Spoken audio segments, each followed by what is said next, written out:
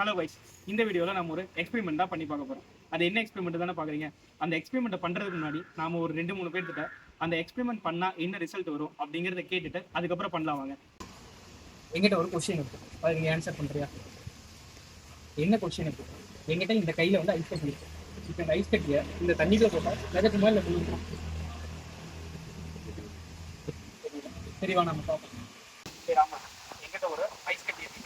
இந்த ஐஸ் கட்டியை நம்ம ஒரு பவுல் ஆஃப் தண்ணிக்குள்ள போட்டால் அது மிதக்குமா இல்லை முழுகுமா? நீ என்ன நினைக்கிற? சரி, வா பார்த்தோம்.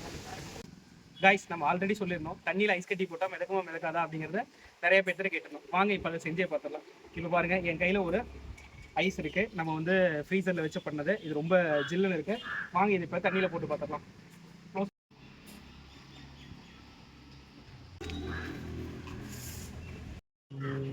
இப்போ வந்து பார்த்துட்டிங்கன்னா நம்ம தண்ணியில் போட்ட ஐஸ் கட்டி மிதக்குது. எப்படி மிதக்குது அப்படின்னு வந்து பார்த்துட்டிங்கன்னா, நம்ம தண்ணியில் போடும்போது கிராவிட்டினால அந்த ஐஸ் வந்து கீழே இறங்குது. பட் அதே நேரத்தில் இந்த கிராவிட்டினால ஐஸ் இறங்கும் போது தண்ணி வந்து மேலே எழும்புது பார்த்தீங்களா?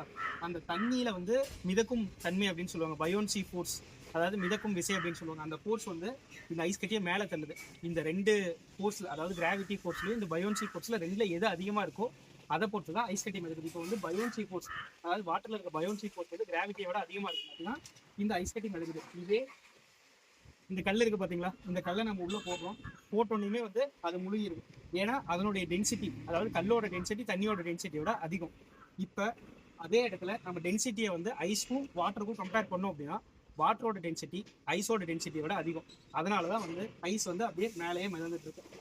எப்படிடா டென்சிட்டி அதிகமாகும் அப்படின்னு வந்து பார்த்துட்டிங்கன்னா, வாட்டரை வந்து நம்ம ஃப்ரீஸ் பண்ணும்போது அது வந்து ஒரு ரெகுலரான ஷேப்பில் வந்து ஜாயின் ஆயிடுது. அப்படி கம்பைன்ட் ஆகும்போது அதனுடைய வால்யூம் வந்து எக்ஸ்டெண்ட் ஆகுது. அதனால் வந்து ஐஸோட டென்சிட்டி வந்து வாட்டரோட டென்சிட்டியை கம்பேர் பண்ணும்போது கம்மியாக இருக்குது.